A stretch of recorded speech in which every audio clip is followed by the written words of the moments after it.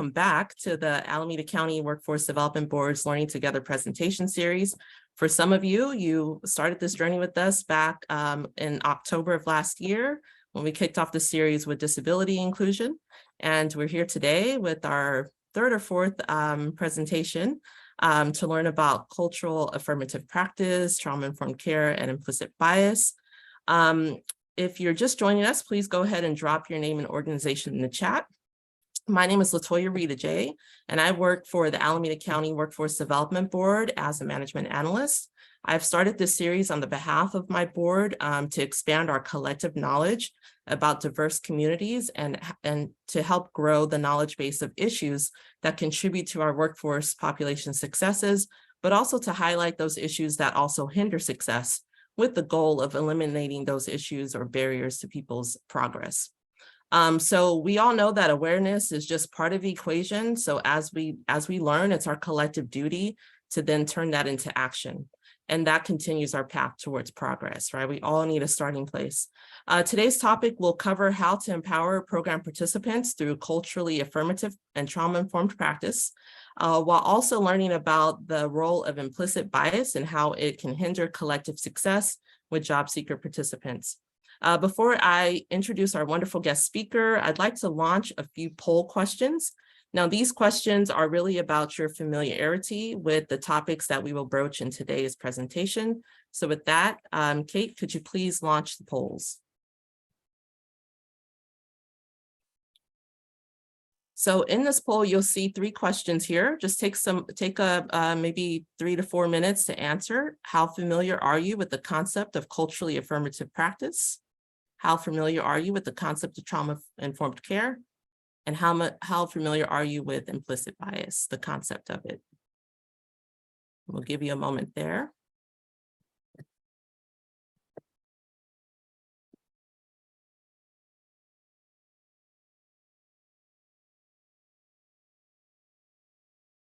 We'll take another moment or two to let everyone get a chance to read through the questions and supply a response.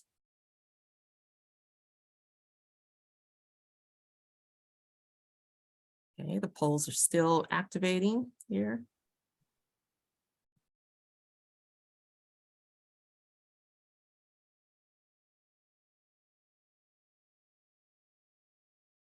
Okay, I can see that 82% have participated. Let's give people a little bit more time to engage in the poll. If you're just joining us, we're taking a quick poll on how familiar you are with the concepts that we will broach in today's topic.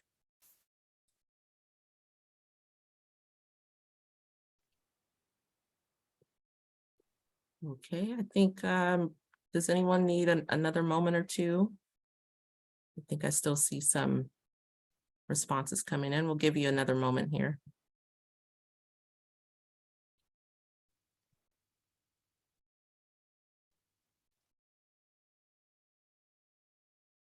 I almost feel like I need to be playing some smooth jazz in the background while you all are doing this. We're at 94%. In the spirit of inclusion, I'm going to wait until that gets to at least 99%, hopefully.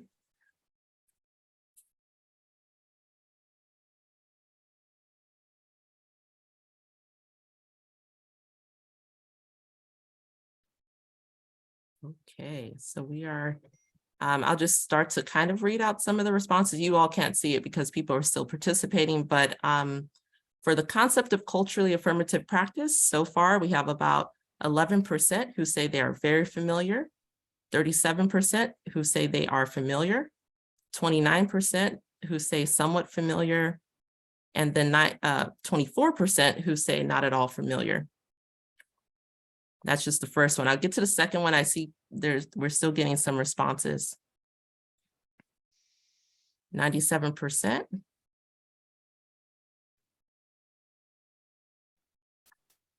Okay, with that, and in the interest of time, I'm actually going to ask Kate to share the responses so you all can see it on your screen as well.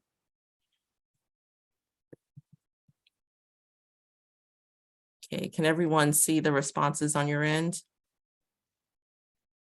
No, okay. Okay, so now you can see it. So you'll see, I kind of went over the first one. About 10% say they're very familiar with the concept of culturally affirmative practice. 36% say familiar, 28% somewhat familiar, 26% not at all familiar. When it comes to the concept of trauma-informed care, 13% are very familiar, 28% are familiar, 41% somewhat familiar, and 18% not at all familiar. And with the concept of implicit bias, 33% very familiar, 36% familiar, 21% somewhat familiar, and not at all familiar, 10%. So we're kind of, I think that's kind of I see this kind of an even distribution somewhat around familiar or somewhat familiar, and then a little bit less on the tail ends. I'm thinking about the bell curve here as I look at these graphs. So we'll go ahead and stop sharing that. I hope that was helpful, and it's just going to give Valerie, our guest speaker, a sense of how familiar you are with these concepts, and I will introduce her in just a moment. So thank you once again for participating in the polls. So with that, I'd actually like to introduce our guest speaker. Valerie Edwards is a licensed clinical social worker and former lecturer at University of California, Berkeley School of Social Welfare. I've actually had the great privilege of learning from Valerie during graduate school, and Valerie has added great value to my understanding of the family ecosystem and the critical importance of shaping our own narratives. So often people will share other people's narratives or shape it for them. That's really something that, that's our responsibility, to share our own narratives. And so I learned that so much by being in Valerie's classroom. It was also encouraging as an underrepresented student to see another Black woman lecturer, or to see a Black woman lecturer and educational leader in the classroom as well. So Valerie is also the former director of clinical case management methods for Care Connect through the Alameda County Healthcare Services Agency's Care Connect Whole Person Care Program. So I'm so glad, Valerie, that our paths have once again crossed again. I thank you for being here with us today, and the floor is all yours.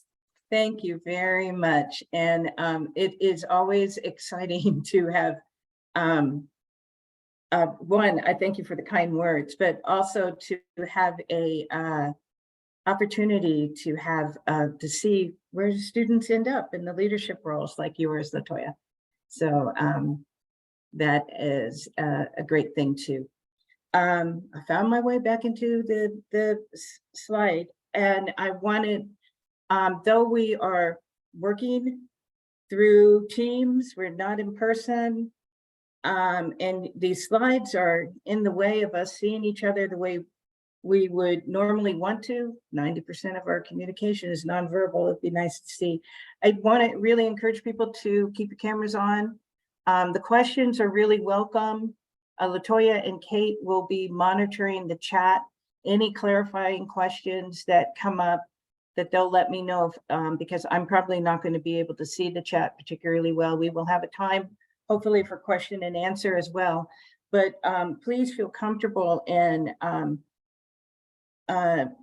putting forward your questions or things that you want to say about that. The learning objectives for this time is, one, to understand culturally affirmative practice, understand why it's important, how it compares to cultural competency, cultural humility.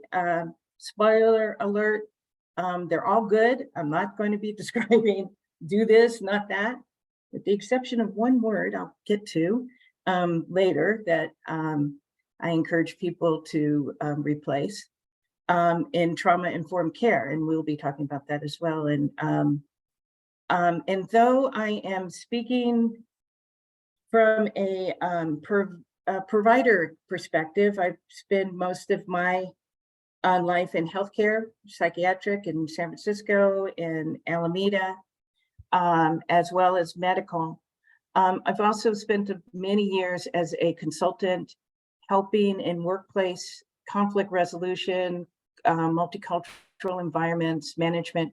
And what I'm talking about here applies as well. And hopefully, if you have any questions about it, that you will raise them here as well. So as you're listening, hoping that you will reflect on what rings true for you, what principles or you find to be important, the things that you just like, yeah, but you want to push back around. Any comments or questions? I guess you've heard from me. I really think it's important to ask questions and for us to have a conversation as much as possible. I want to start with why it's important for us to care about these things. And from the health perspective, one of the things that has changed over the decades, along with advanced degree people of color moving into the workplace and speaking to the importance of attending, there's also been research about how the environment and behaviors impact, in this case, health. There's very similar around workplace as well. And so when looking at the, you can see from these two profiles from Robert Wood Johnson, that though we spend most of our money on clinical services in healthcare delivery, that it represents a very small amount of what actually impacts healthcare. And in fact, in that 40% of social and economic, housing is 6 times more of an impact than the other aspects of social and economic. And we can think it just for ourselves, and we think about where we live, where we have lived growing up. First moving out, I moved when I was 18 out of my family home. What kind of impact the kind of living environment has on your diet, your behaviors, your connections with people, where they're going to come to where you are you doing it all outside, and that the attention on behaviors means that we need to care and understand a lot more about how to partner and engage with people. And in order to do that, we need to start to understand, to be more empathetic, and to adopt a cultural empathy, which there is a social worker, Janet Clark, that speaks to cultural empathy as what things mean to people.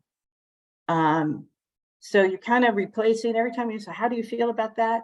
You want to be able to find out what it means. So, for example, when I first started working and I worked with people with severe mental illness, many of them, either it was the first time they were diagnosed or first time they were willing to have a real conversation about what people said their diagnosis was. And asking, being able to reach a point in a conversation to find out, well, what if it were true? What if you really do have schizophrenia? What does that mean? It means, and then the answer would often be about not having a happy life. And it opened up a place to be able to talk about those things. So focusing on what it means to people. Eventually I was overseeing a couple of hundred people, staff. What does it mean that your office mate wants to put up a particular kind of poster? What does it say to you? Focusing on meaning over feeling will give you, and I do mean over it, to try to reduce that it'll give you much more of an understanding of who the person is. So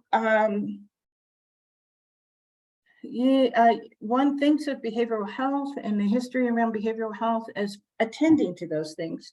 But really, psychiatric social work, psychologists are focused on pathology, not so much what I have on the screen here, in terms of understanding people in the context of others. It's the number one thing in being able to say that you are culturally proficient, is that not understanding people as an individual first. In fact, that should not be the default, but the group in which they're in. And of course, our first group is our family. We live in groups. Everything is connected in terms of groups. So to think about these different aspects in terms of family, and particularly the multi-generational legacies, what it means, when you get into the college of your choice, those pivotal times in your life, like that, the dream job, given a diagnosis that is likely a fatal illness, all of those events have a way of, you're reminded of where you came from, who you're connected to. My parents are going to be so proud. My auntie had an illness like that.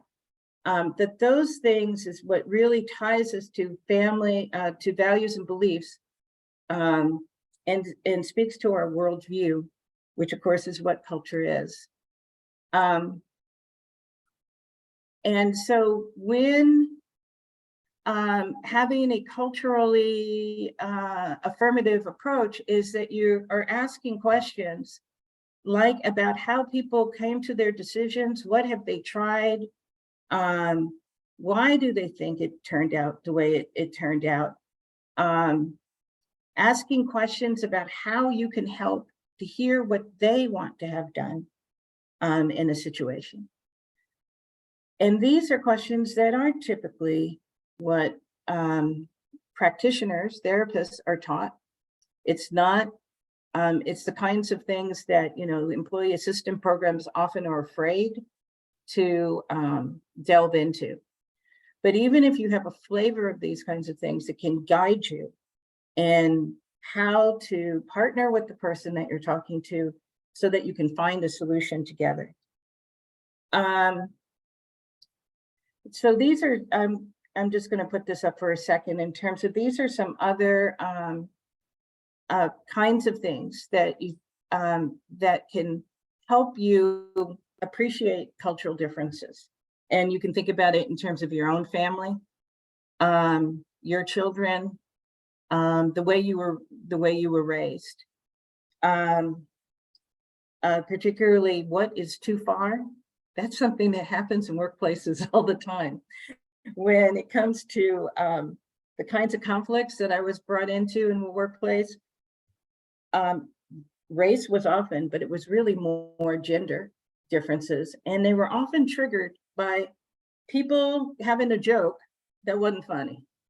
And how these kinds of questions can help people appreciate the differences among their group, and similarities about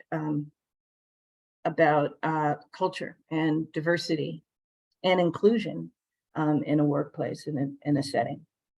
So I want to ask if you would, I don't know how many are, if you could somehow communicate, so LaToya and Kate can tell me, it's like how many people know the term cultural humility?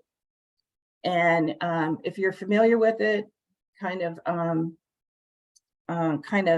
appreciate it. It is, I think, the term that's most used these days, along with trauma informed, in terms of being able to understand issues around difference. And this definition is from the Cultural Humility Task Force, which is an excellent place to find it, because Melanie Trevelyan, who is the person that popularized, a physician from UC, a Black woman who spoke about cultural humility and this definition, that while not deferring your own culture, understanding your culture, that acknowledging that you cannot go to a book to know who people are, that you need to learn through the person. And of course, and I will speak about it later, is that learning through someone has people find that to be a minefield, and so they avoid it. But that is the only way to be able to make the connection. And we'll talk more about how to do that. And understanding the person that's there in front of you, because of course we all internalize culture differently. You can have cousins going to UC Berkeley for the first time. The first week, they look pretty much the same. A week later, one of them's wearing, waving the little cow flag, wearing all the gear. They're from the same family, they take it in differently. You have to know You have to hear from the person, not just know everything about their life, read the chart, or read a book about people like them. But you can see with this definition, it doesn't go anywhere near what you need for those slides that I showed you previously. Doesn't really explain it. And that is why it's important to take a culturally affirmative approach. And what I mean by culturally affirmative is that instead of, you hear people speak in terms of culturally responsive, that you're waiting to hear what the difference is in relation to you, that you understand what culture is and you seek to connect with people on that level. And that it is all the protective factors that's connected to our culture, whatever it is, that is what you're looking for. You're looking to learn more about strengths that you can't see on your own. You want to connect with people and hear what they have to say about who they are, so that you can connect with them and problem solve with them from that perspective, from that lens. So a lot of what we hear, including a cultural humility in particular, is on the ethic level. It's about what's the right thing to do, what's important, the value, the raising of awareness, which is, of course, important. But what we hope that people do, like from a talk like this, that you move beyond that to understand more about, to develop a knowledge base, which does mean things like understanding who is it, who lives around you, what does the workforce look like in terms of the people are seen, or the patient population that's coming into a clinic, and recognizing even more who's coming into the clinic, who should be coming in but not. So there's a lot of demographic information that can give you a place to start, and then having the kinds of skills that you can talk to someone so that they can give you the rest of the information that you need, enough to work with them on the issue at hand. And how to go about that, the skills in terms of what to say and what to do. That those are two areas that we need to pay more attention to, more practice, in order to understand and to appreciate that there's all kinds of cultural boundaries, which I'm sure you're aware. And I think I said earlier, the biggest issues brought in a lot around workplace conflicts. The ones that I heard more and was the heart of things, even if it wasn't what I was brought in for, was gender. And then there's a lot unspoken about profession and the different classifications in a workplace, which trauma-informed approach helps with, we'll speak to.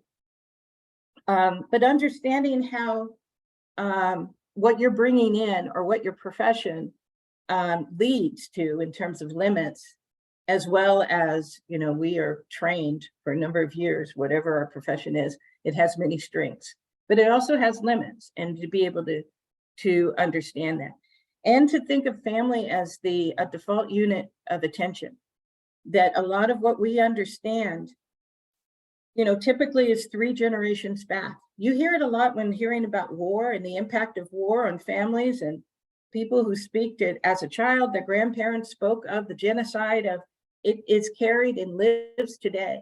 So to understand what those generations are, and to understand that what that journey was for the families in migration and immigration, you can't know unless you're actually talking to them, because the journeys vary so much. So these are the kinds of questions that you want to ask.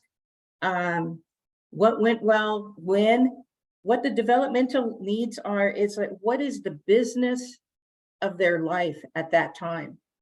If you are working in a workplace, you do it a lot in terms of, those are millennials. I guess we don't talk about millennials anymore. I'm talking to millennials. Generation X, you think about where they are in their career, and you make assumptions. think about the life stages and what the business of a 20-year-old, what a 30-year-old is attending to in their life. To be able to fold that in, it helps you have more of a understanding of the meaning of the energy behind whatever you're dealing with that person. It's a more cultural approach to it, and that you're looking in the long term in terms of what's possible now, what later. Now, another really key aspect to culturally affirmative is to understand what I have said earlier, that people, we live in groups. And a lot of us, the work that I'm doing now with peer advisors, people who've been engaged in the health system and the public sector side with chronic illness, that are now helping people who are living through similar experiences. Really, our group of people really highlight the value of community, the protective aspects of community, and about what, and that being as part of a group, families or community, having these benefits to it, that it's kind of, it may seem vague, uncodified, intuitive, because we don't pay a lot of attention to it. But if we pay attention, there's a lot to be said about these characteristics that are on this slide. And so understanding people in the context of the groups that they're in terms of their family, who is in their household, because when you're asking them to do something, some aspect of behavior change, they are going to be filtering that through who cares about them, who they care about. You want the person, you want to make sure that they get to work. It's like when you get to work, you do the work of two people. But the problem is you don't get here on time. We need you on time. And they're thinking, I got 3 school drop-offs. I could do it earlier and have my middle child sitting there for 20 minutes, but they have anxiety, fear, being on the campus. There's like a lot of things that they're thinking about, and you want to be able to create space for that, not get all in the cups of it, but to be able to have that kind of perspective. So thinking about what those groups are and what they mean to them. I'm an introverted person. I thought that was kind of normal, but actually most of us are not. About 70%, we really need those connections, which we've heard a lot about in the last couple of years. So to think in terms of that. This is a definition, a lot of times people make reference to community violence. I always felt uncomfortable with that term, because it kind of has this blaming the victim thing. And structural violence is an excellent term in terms of speaking to those concerns about being in harm's way. And because of the system and where we are in that system. And the connection of that to what drives health. So, and it's an important thing when thinking in terms of home and how people feel when they're away from their home or in their home in relation to structural violence. So the last, in terms of what I want to emphasize around a culturally affirmative practice, is for it to be self-reflexive, which is also what Janet Clark speaks of in talking about cultural empathy. What is it about who I am that leads me to see this situation the way I do? Not this idea that we are separate, we're being objective. That's a Eurocentric concept. Nothing wrong with that, but it's not a truth. It's a perspective. It's a cultural view, and I would say it would serve us better if we think about what is it that we're bringing in, either in our actions, but in our thoughts. that's a key aspect. You know, when I started when I was a teenager and talking about one of the first terms heard was cultural competency, which, you know, people have moved away from cultural competency as a term because, among other things, it's like, no, you can't take a 6-week class and now be culturally competent. It's not good enough to be competent. We're looking for people to do well. So just being adequate isn't good enough. But there are a lot of things to think about in terms of cultural competence. Again, like cultural humility, it doesn't do all that we need in terms of how to talk to people and interact and what to think about. But these things are good to keep in mind as of aspects that are important. Also, when I was a kid, when they said tolerant, it's like, no, they should be doing more than being tolerant. But now I'm back to tolerance, a good thing. Can you work with someone and not necessarily have the same opinion? Do you have to trash them? Do you have to, you know, walk around with your lip out? No, there's a way to do this. And so to be able to be tolerant in that way, and then also for the lack of certainty.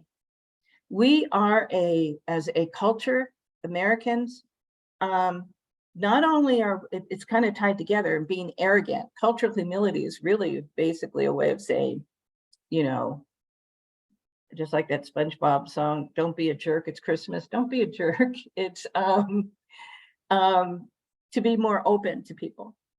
And that being able to tolerate differences, being uncertain, it's not something that Americans, you know, like, you know, 80% of us don't ask a question that we don't already think we have an answer to. We have kind of an idea, we're looking for a confirmation. Or if we're really risky, we have 5 ideas, we don't know what it is. This one might not work, I'm going to ask the next question. But to be able to trust that if you can't trust the person can handle it, you can handle not being certain, risking someone getting angry at you about, no, that's not what I meant.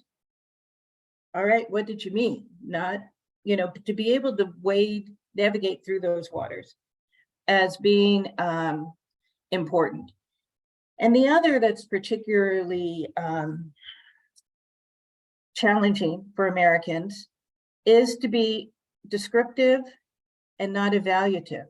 There's not time to go into that now, but I think it would be really good to practice that, to make sure you understand, because teaching at Berkeley, I was shocked at how hard it was for people to be able to understand the difference.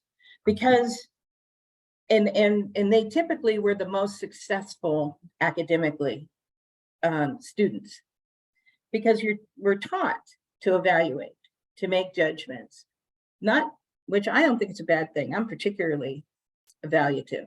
I like that part of me. But there's a difference between deciding that someone is doing the best job versus describing the things you see that led you to conclude that that was the best job. So for yourself and for intercultural communication, it's really important to be able to separate that out. And that cultural competency isn't about just diversity, it's whether or not we understand each other when we're talking to each other. And that's why all these parts are important.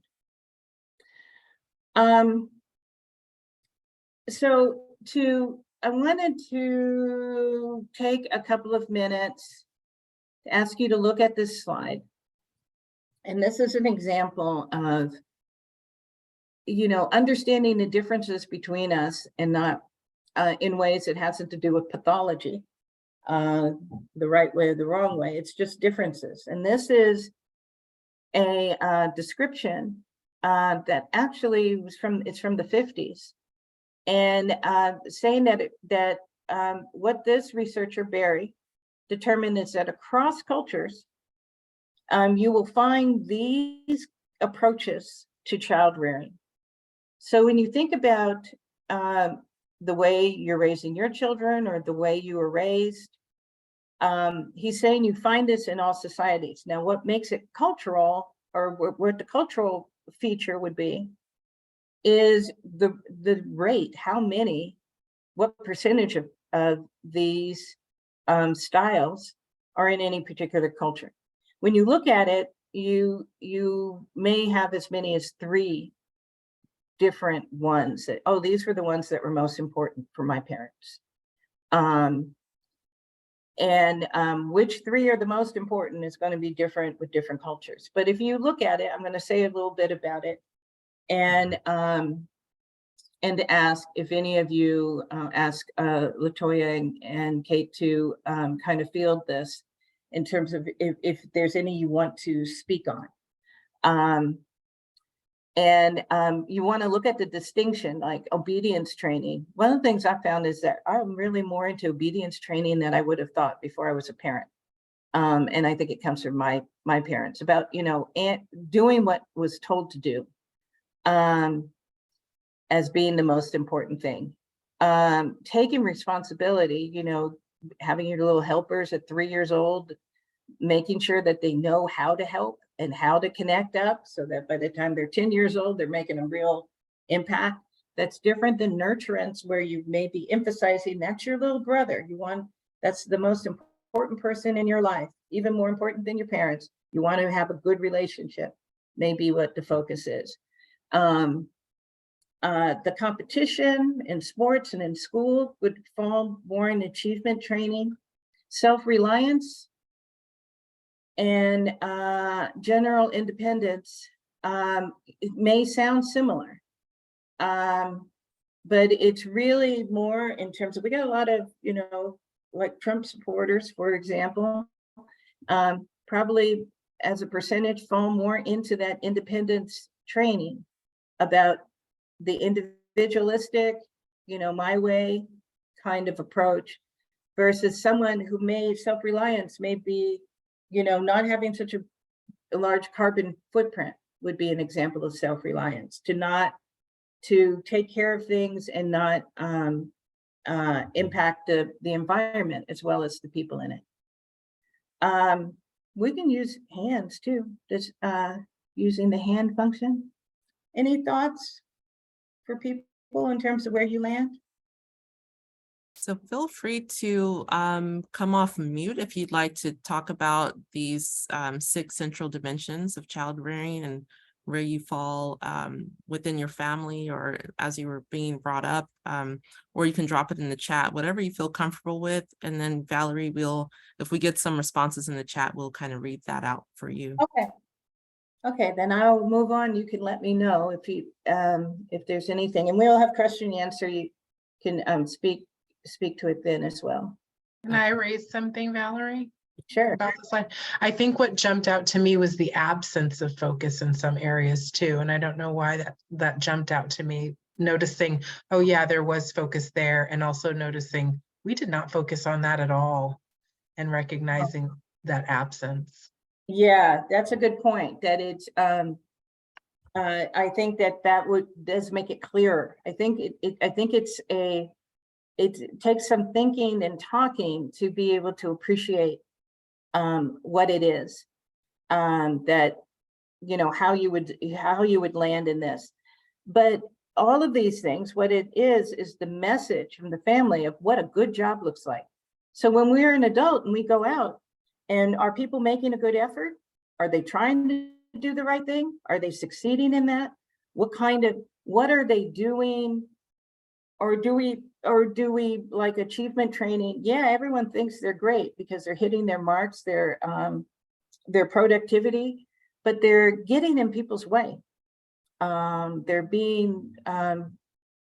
not being graceful or appreciative of other people.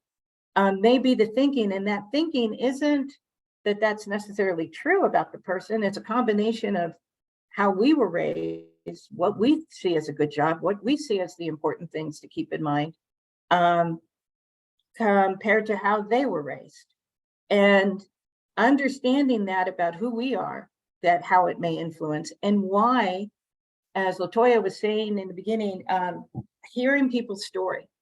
So when I first started at Berkeley, I had Professor Joelle Gibbs. So you may remember Joelle Gibbs, who was a tenured professor, Black woman. That was super rare. And she's very gregarious, open. And when I came in, and I had been her student because I graduated from that school, or she would remind me, I did not take her class. I didn't. I had a job and I couldn't just take any old class. I mean, you know, I had to think in terms of the time of the class. She would remember that. But she wanted to give me kind of a survival guide as a Black woman in the department. And one of the things she said that I always remember, and I think it's really important for supervisors, is where she said, you know, she would describe certain kinds of students that would be disruptive in class, challenging her in ways that they wouldn't a white male professor. And she would ask them to come to her office, and that she'd ask, tell me about yourself. And just that, and listening to what people say in that time, relax them being able to tell their own story, and helping them make the connection. And it was very helpful to me, even with, you know, someone coming to my office and the first thing he said was he voted for Obama. I need to tell Professor Gibbs that I got that. That's the first message. But it opens up an opportunity for people to express who they are. And to be able to have empathy for, I think that this slide helps with that there's a lot of ways to understand how we move through the world, what our journey is. Absolutely. And Valerie, before we move on from that slide, I have 3 comments in the chat. I'll just go ahead and read one by one. Okay. So the first is a general comment that says, I think obedience training is important as a ground level mechanism that leads progressively towards responsibility, nurture, achievement, etc. And how quick can you stop running on command so that you don't end up in the street and hit by a car? So this kind of framing some of the other principles with obedience, or anchoring the other dimensions with obedience. I have a few others, but I don't know if I should just pause there and let you respond and then read the rest. No, why don't you read the others? Okay. I have another question. What about the impact of nature versus nurture? This seems to be addressing external environment impact. What about the internal personality? And then the last couple, there's 2 more. Cultural and religious backgrounds play a large role in interactions to the various trainings as well. How do these dimensions translate to the type of job or job environment that an individual will be looking for? I agree with Angelica, the intersections of culture and religion can have large impacts on how children or parents choose to raise their children, and how those perspectives can be passed through the generations. Yeah. So yes, I think those are all really useful comments.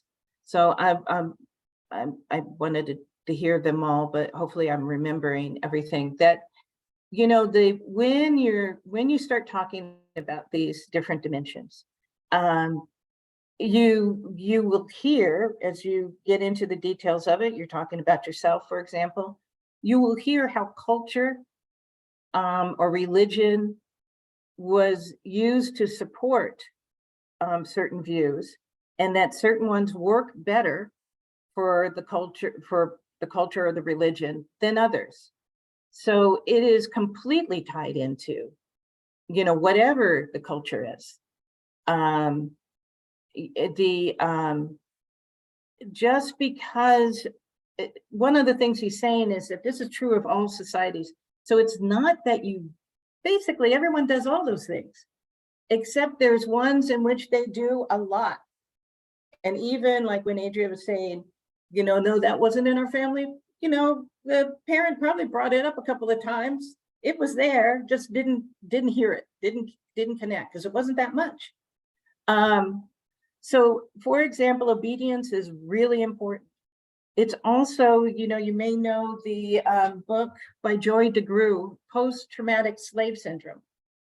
that when it comes to Black people, obedience training had far more import in the household than their white counterparts. The consequences of, look, you weren't hit by the car, but they're mad they had to stop the car because you ran out in the street, and what happened to you next by them because of it. All that don't ask me why, just do it, is obedience training. But there's a lot of things that you're teaching children to obey through responsibility, nurturing, achieving. You are teaching them to obey.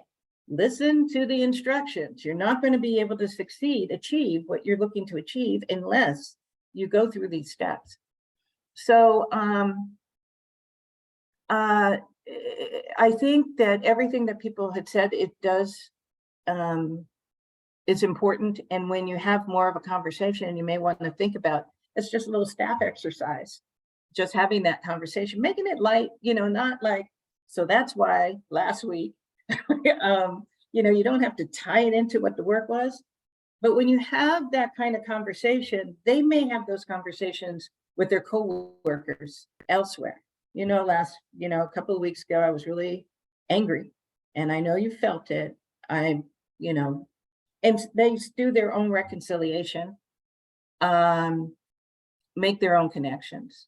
I think it's helpful also because people assume because you're a particular race or religion, you are from a certain kind of household and training.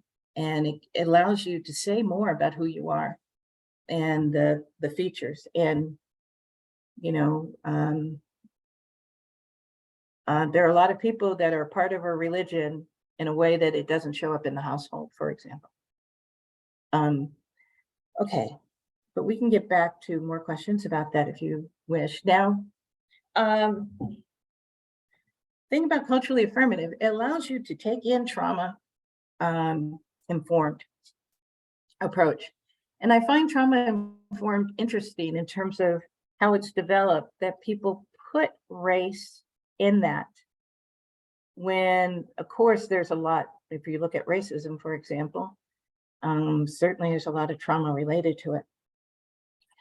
But that people talk about trauma and trauma informed without, I think one of the things is we talk about it more than we attend to, well, what trauma are we talking about here when we're talking? Are we talking about the trauma of immigration? Are we talking about trauma of racism? Are we talking about children being the poorest and most abused group of people in our society?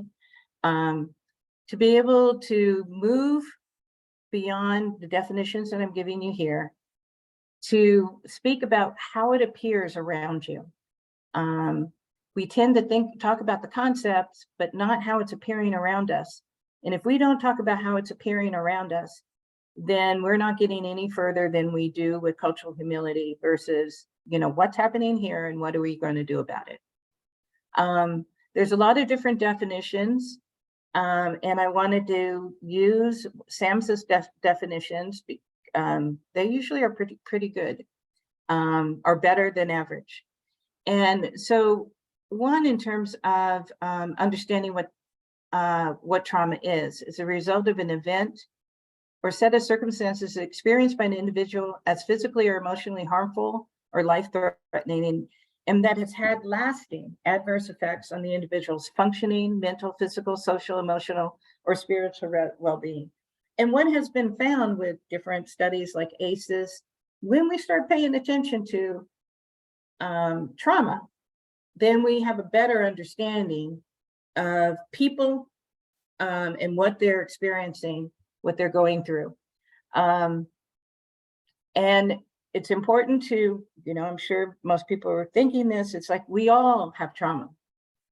And we are all experiencing that. It's not, but how it impacts us is what is important. How much care was there for recovering from the trauma that we are speaking of is something that's important for us to think about in terms of employee assistance programs, the kind of services offered in communities and mental health clinics. And that it's the impact and not the event itself, I find to be extremely important for psychiatric social workers in particular to understand. So like, for example, again, I worked with people with severe mental illness in the Baby Hunters Point when I first got out of social work school. And there was a woman who had 2 young children, also a Black woman, similar age. She had been hospitalized for bipolar illness a number of times. The kind of services we provided was for people who were often hospitalized, doing a different kind, approaching services a different way. Within a year and a half, she had no longer been in the hospital after working with me and was working in a bank, making more money than I did. I had my lip pushed out a little bit every once in a while, you know, take a little pride in her and a little like, how'd that happen? And I had to realize, well, you know, Valerie, she's very smart, could very well be, you know, a whole lot. She seems to be a whole lot smarter than you. She's able to do a lot of things. A lot of times we hear the trauma that people have gone through and we think, oh, we pity them because we couldn't handle, if those things happened to me, I don't know if I'd get out of bed in the morning. Well, that's you. The people we're working with may very well be stronger than us in all kinds of ways. It's really important to me that you think in terms of the impact and separate yourself out to understand what that means. Now, when talking about trauma, and a lot of what discusses a trauma-informed organization, I think that that's really valuable. It takes a lot of deliberation and work, and I'm going to speak to what those things are that is important in a trauma-informed. One is these 4 assumptions: realizing the widespread impact of trauma, recognizing the signs and symptoms, responding by fully integrating knowledge about trauma in the policies, procedures, and practices. That's what makes it, you have to have a trauma-informed organization in order to really be responding to trauma. And looking to resist re-traumatizations, the way we go about doing things, and that may be the only choice we have at that moment. But it can be something that's re-traumatizing. I said I worked with people who were frequently hospitalized psychiatrically. That meant that, you know, though they did better in this program, they continued to get hospitalized. And one of the things, you know, less often, not as long, some people not at all, but it was happening. And I was often the one that did the 5150 in terms of them being in the hospital. So justifying it in my mind about why it was needed. And, you know, I had good arguments in that. It doesn't change the fact that being hospitalized was harmful itself. May have been the better of the two, but it was harmful. And recognizing what that means, that people have to go through a certain procedure because it's the procedure of your system to be able to hold both things. It was the only choice. You may decide that, you know, my career is going to be about coming up with better choices, but also holding that that it happened, and to be able to speak to that with people and to acknowledge, recognize the trauma of that experience. Oh, I'm sorry, I got 2 slides of the same thing. How'd that happen? So in terms of the principles, it is within an organization, it's not that you have a flat organization, but it's flatter. You still have people who are in more powerful positions, but you are lending, you are sharing decision-making in terms of things like having a process to collect the information, to talk to people, to hear what they have to say. That is the recognition of just going through that process. A lot of times, you know, we are in situations where we don't think that that was the right choice. But when someone explains their thinking why, what they were weighing. You still don't agree, maybe, but you feel a lot better about it because it takes away all the things that you may have felt was there, the reasons, and the reasons for things being the way they are. Makes a difference in terms of the cohesion of the group when making decisions that may be unpopular. And recognizing that everyone has a role to play. One of the key aspects to me is people who are in housekeeping staff roles, for example, or security in a system, that you see them, you know them, you connect with them, and guess what? They have a lot of information about your organization and what's going on, as well as the support they are providing that has to do with the job they have. So, there's a union saying that I always like that there's no menial jobs, there's just menial pay. And that the recognizing people's role and the value of it is really important. And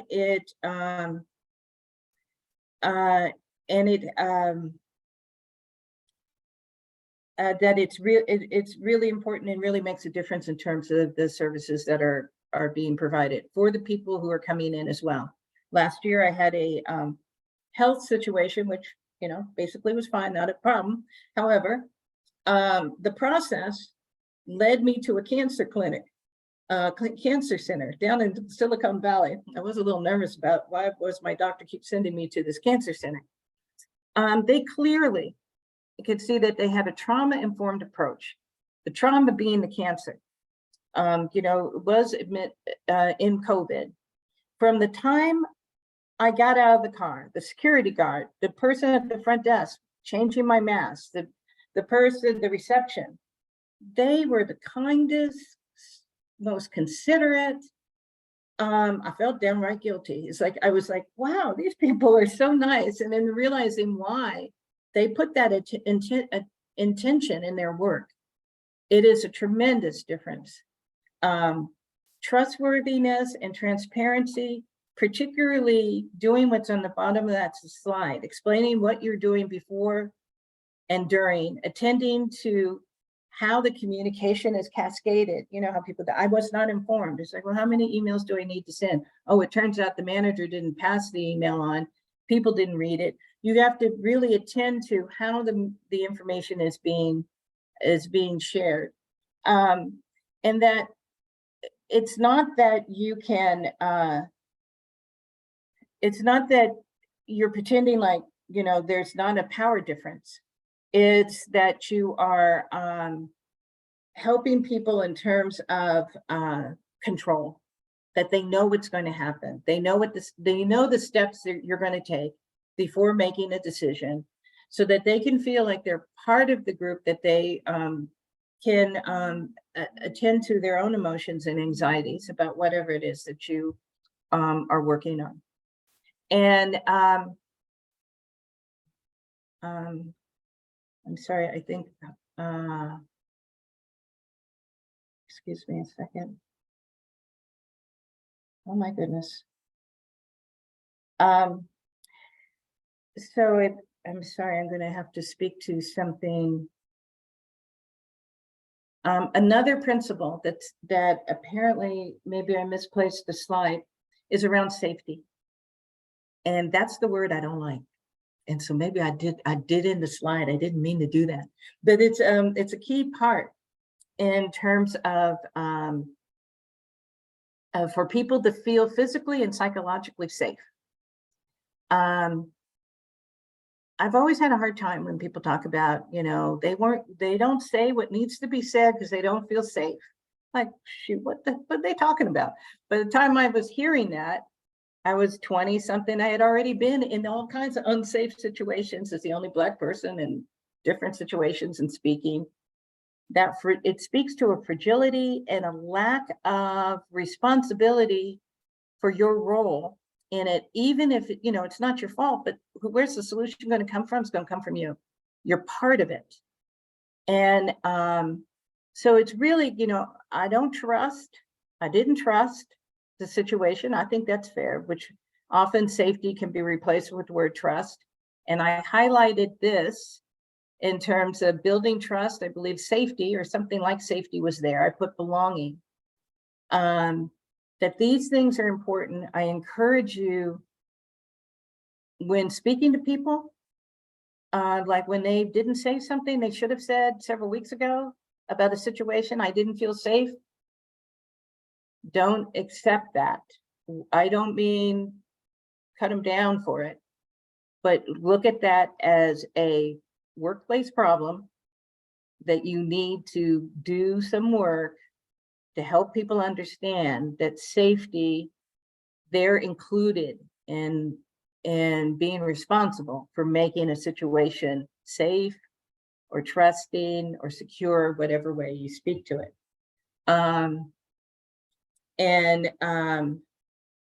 So this principle in trauma is that you have people who are in the role of making change or acting, who also have the experiences and are using the experiences of the people that they're trying to help. So if you're a manager, that you understand what it is to be a line worker and are using that, you are actively including that in terms of how you do the work. And this, in terms of empowerment and voice, this has a lot to do with being able to attend to people's strengths, just like we was talking about the protective factors and what you find in the organization, the wisdom of the room, that you are seeking that is part of your policy and your approach to the work, that you are giving a platform for people to be heard, that they are able to, that you're maximizing the opportunities for choice whenever possible.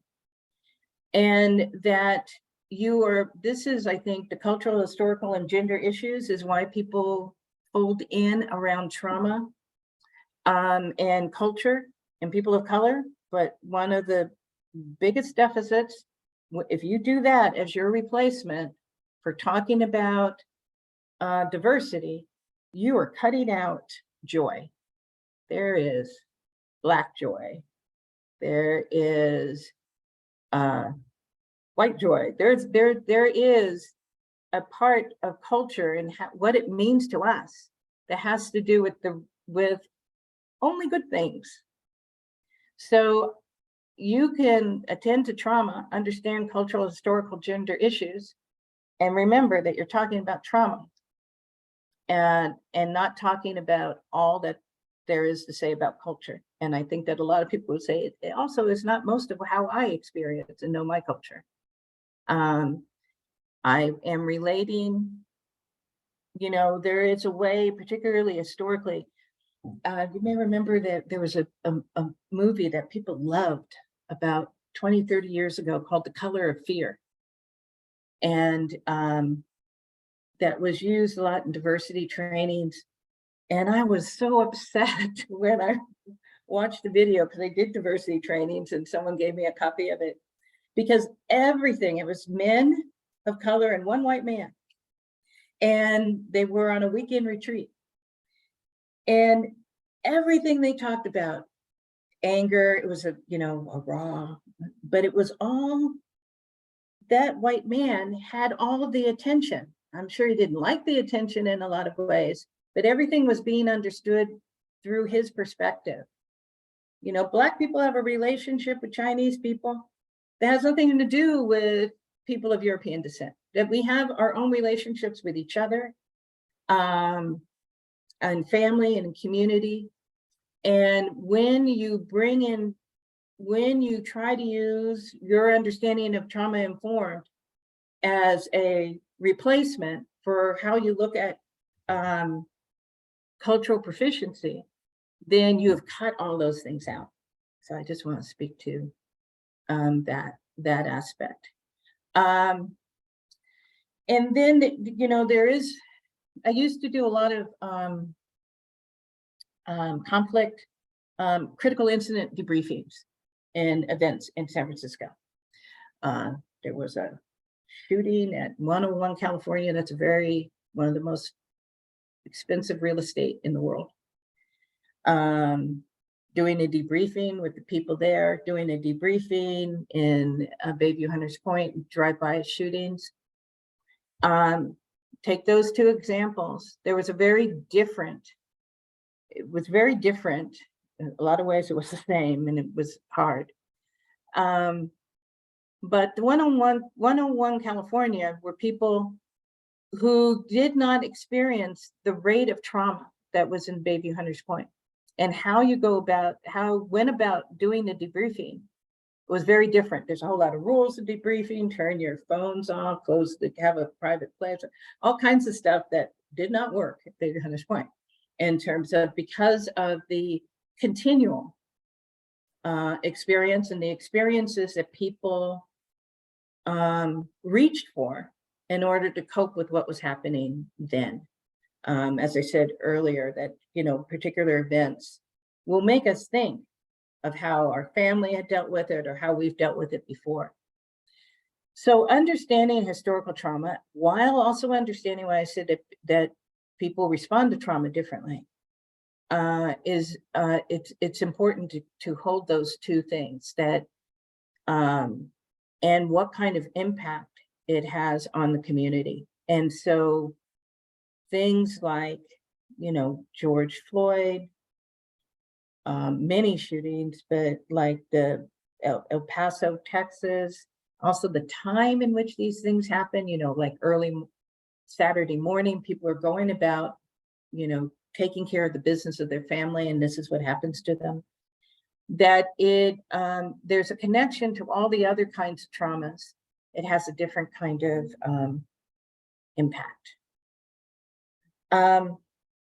So I know I'm shifting from just these different kinds of ways of understanding things.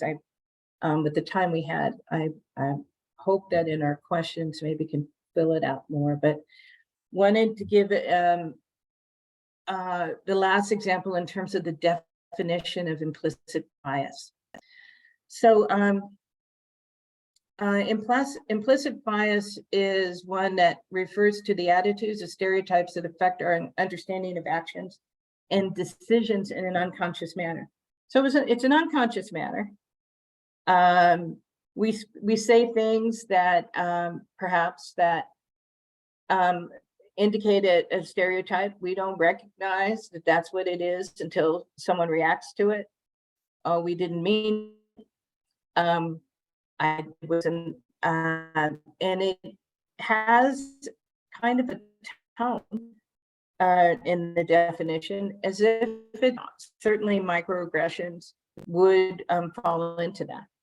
But when we have this implicit bias that comes into our work and the decisions that we need to make in our work, in this example, talking about physicians, then it has a much greater impact. So this in terms of providers with high implicit bias were less supportive and spent less time with their patients than providers with low implicit bias. That, you would hope that people with advanced education, in particular any education, would be less likely to have implicit bias, but it showed that the healthcare providers were no different than the general population in that way. And then it spoke to the impact in terms of patients having more difficulty understanding what to do, have less confidence. So it has a real impact in terms of the care that they get.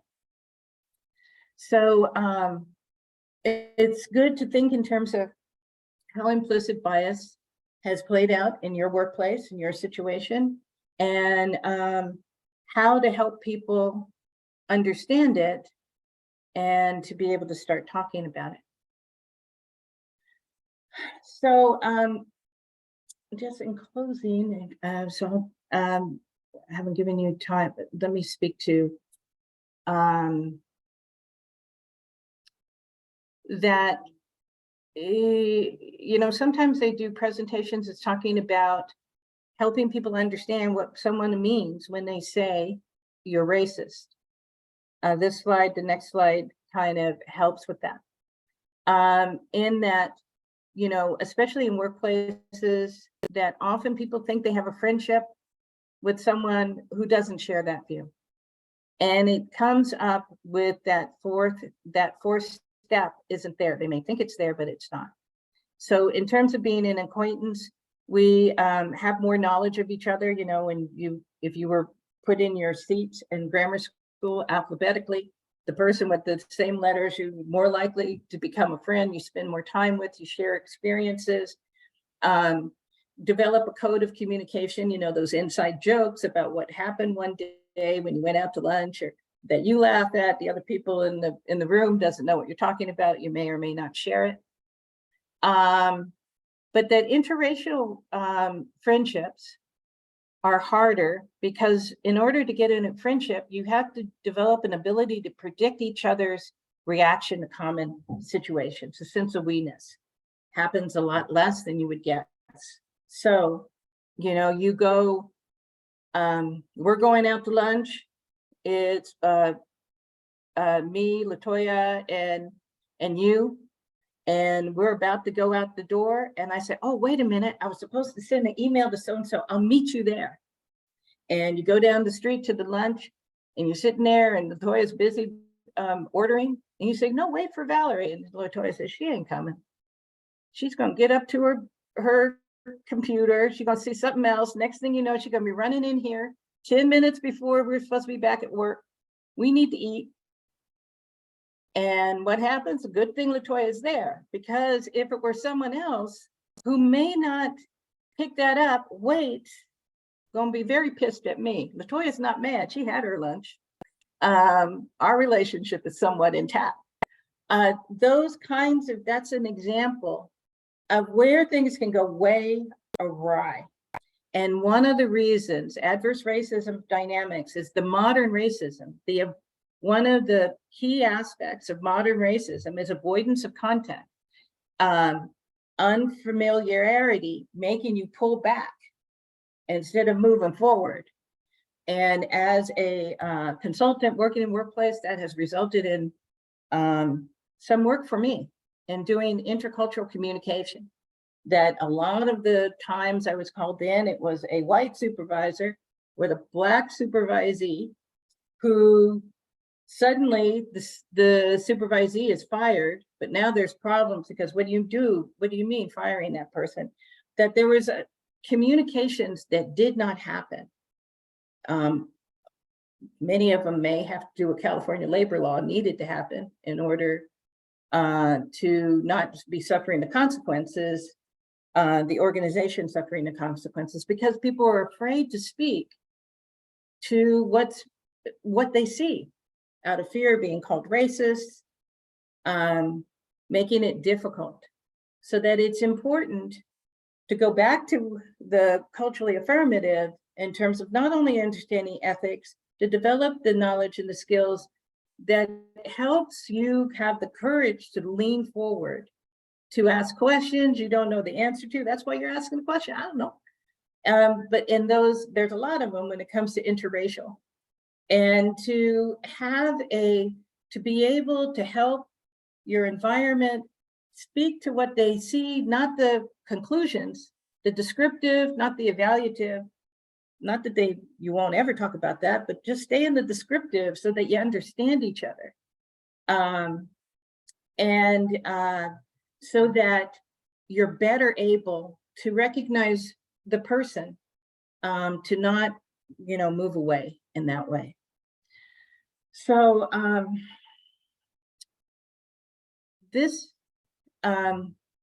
was thinking maybe I should take critical race theory off of here, because since talking about this, it's gotten to be such a thing, but it's good to remind people what critical race theory really is.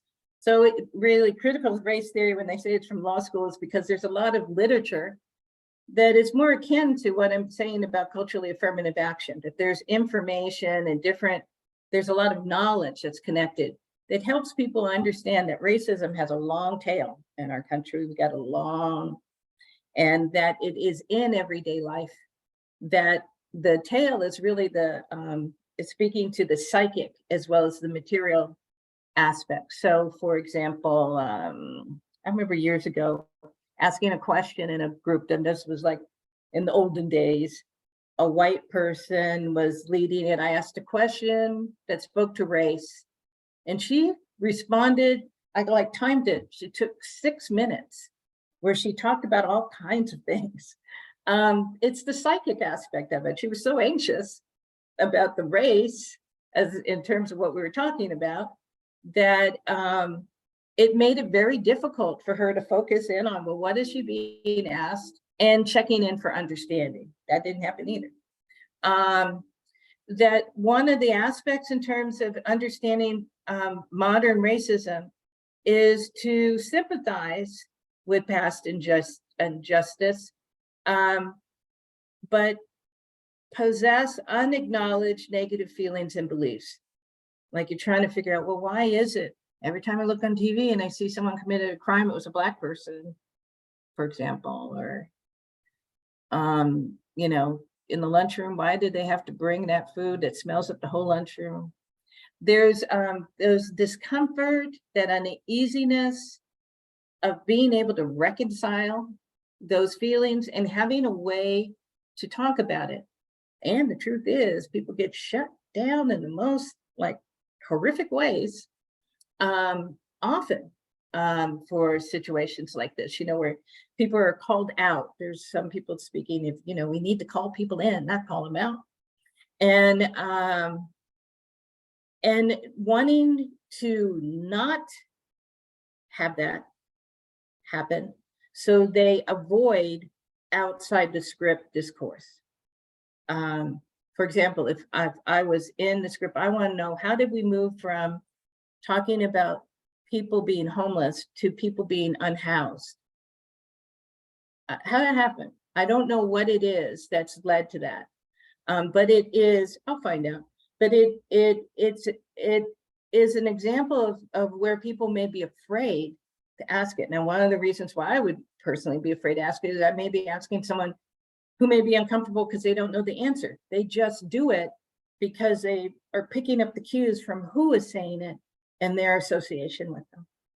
But to be able to have that discourse, for it not to be a risk to ask a question, is a barrier that modern racism has provided us, and one of the challenges in arriving at it. And a structural example is that we, you know, there's 20 different words for explaining snow, but we use the term racism for an insensitive comment and a lynching. We need more language. We need more to explain. I think this is the last slide I have, just in terms of cultural proficiency is another definition. And I highlighted the part I like about it, is that it's self-assessment, managing the dynamics of difference. It's a continual process, institutionalizing knowledge. So I am going to, I think, stop there. Oh, there's my questions. I didn't give you hardly any time for that, but thank you. I'll stop the slides now. Thank you, Valerie, so much. In the interest of time, I know you have to also jump off 2 minutes before we end. We're at 11:50. So a couple comments came through the chat as you were progressing through the slides. And I also want to encourage everyone to unmute yourself if you have a question based off of anything you've learned today. Or you can also, if you feel more comfortable with putting it in the chat, that's okay as well. So while you're doing that, once again, thank you, Valerie. I'll just go back to some of the comments I received once you progress through the slides. There was a comment: I think it is important that no culture stands alone. Generation to generation are influenced by our ongoing interaction to other cultures and the dominant culture as well. Another comment, someone was expressing accolades for the example that you shared, that, tell me more about yourself, that open-ended kind of question, and how that's an excellent way to diffuse your own cultural assumptions. Had another comment: obedience in my culture, Latina, was a form of respect. Listen to your teachers. Also, parents often felt that teachers knew more because they were often more educated, and that in turn could lead to harm to the child. And let me see here. I'll stop there if you wanted to respond to that, and I'll go on with some other comments in the chat. Yeah, no, I think they're all great comments. Let me open it up for other people. Okay, we just have one. My understanding of unhoused versus homeless is a way to give dignity to those who find themselves without permanent housing. Yeah, so my question is, I assume that must be because of the people and where they say it, but why? What changed when you said unhoused? That's my question. Is that I know it's supposed to be that, but how? I think not necessarily in this case, but there's a video that I love about, you may find it, Smokey Robinson, Black American. And it reminds me a lot of what my uncle used to say. He said, every time they change our name change, we lose a bit of our history. And he's referring to some not so pleasant names. He said, no, let those names live. And I've literally found that when doing internet search, I'm looking for something I can't find. When I put Negro in instead of African or Black, all of a sudden stuff shows up. So it's like, what are we doing that for? Did the person who is homeless is as homeless or as they as an unhoused person as they were when they were homeless? What did we do for them? Valerie, I believe it's more inclusive because it provides a greater, I'm a housing manager. Good. Okay. It provides a way to include people who are just couch surfing, who have aunties and family members, but it's not their home and they need their home. So we began to adapt that homeless, because homeless has a conceptual bias in it. You think of somebody on the street or in a tent or on the sidewalk. So unhoused just is inclusive. Thank you. That helps me a lot. But then I would also, it helps me a lot. I'm a social worker, so I think of all those categories that you're talking about, especially Black people. We are impacted more in that way. But I think we need to communicate that out in terms of what those things mean. But thank you. That helps me to know what the thinking is behind it. And I see Nancy has a hand. Go ahead, Nancy. Thank you. I had to unmute myself. Thank you. I just wanted to comment that I think one of the things that's important is that I know that many people that are here are, oops, did I lose you guys? Oh, no, I hear you. Okay, so I'll just keep talking. I think I lost the video, but I'll just keep talking. Oh, there you are. I think many of the people here are in the field of professionals in terms of being clinicians, but there are some here that are not. And I think that it's one of the important things that I liked about the term unhoused versus homeless is I hadn't really thought about it till I started using unhoused, and all of a sudden it hit me that I've been very close to being unhoused. And and then it hit me more that it's the ability, I think one of the things we need to strive for when we think of terminologies is the ability to connect with a greater population. And one of my fears, you talk about trauma, one of the things I've been experiencing is I never thought of myself as experiencing trauma, but ever since when Obama was president, I'm sorry to get political, but I've got to say this, I felt hopeful. I cried. And over the since he left and all the stuff that's been happening in politics with COVID, with hatred on now being able to be said out front, I feel in some ways I've experienced some form of trauma because I'm afraid to speak out as much as I used to. I like staying home now. I'm more careful about what I say and think, and I've never been that way. I've been the one who's been in the front, who's challenged people. The only exception is if I see something being done to a child, I'll speak out no matter what. And I just think that all of these things impact us all in different ways, and we need to figure out better ways to communicate them so those populations that aren't listening can understand. Somewhat. Well, I think I appreciate the comments, and one of the things that sometimes we'll tell individuals when working with them about making a list of the people that you've seen in the last week, the hours, the time you spent, and then make a list of the people that you want to see, that, fill your tank when you're with them, and to see how many of who you actually saw does that, and to look at how to build that, as well as to move out the, it's the tonic, but also the toxic, and that will become clear too. I appreciate the change. I've never liked homeless. I've been using unsheltered or inadequate shelter, and why I brought it up earlier, a lot of us have had in shelter that was oppressive, whatever it wasn't right. But I think it's just, my point is that it's important to talk about what those things are as well, to kind of, unpack it. Yes, absolutely. Okay, I think Valerie has to leave in 1 minute. So there's a comment in chat, and I'll get to, I think, a hand here. I think about the term people of color. Doesn't that devalue one's true race? Isn't this too a version of cultural insensitivity, or is it? That's a question in the chat, and I think Deidre has a hand. So I know we're wrapping up here. Okay, Deidre, I can't hear you. Let me take the people of color. I just, whoever said it, I feel you. I always, just like I like the term Black, not African American. I used to say, I know I'm oppressed because someone's pushed me into this African American thing. I have started on, which I chose not to do in this group, but I speak more in terms of colored people. That I don't have a problem with the term, but I'm talking to a lot of people, and the point is to be understood. I do think it's like, where did people look? I hope you look up the Smokey Robinson video, because he speaks so much to all these different things. It's like, who came up with these terms?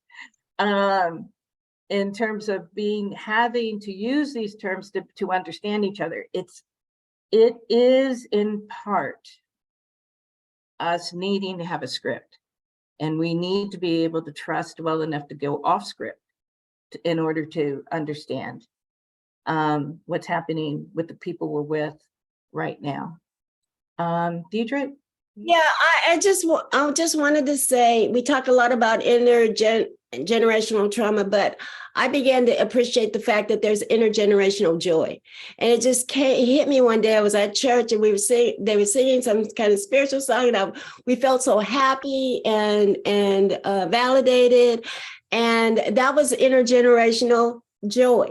And if we talk more about that to help balance the trauma, I think that would be a very helpful thing, to remember that there is joy. Yes. You yes, did. absolutely.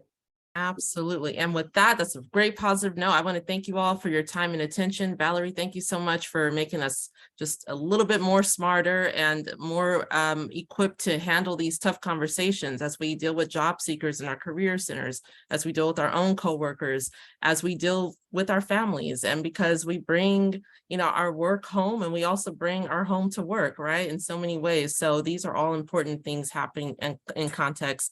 Thank you so much. If you have additional questions, follow up with me. I can send them over to Valerie. If you didn't get a chance to ask all those questions, I'll drop my email in the chat. I want to thank you all once again. Valerie, I know you have to go. Talk about apprenticeships, which yes, probably is connected with a lot of your work. Right. And I'm in that meeting too. So I'll see you soon, Valerie. Okay, thank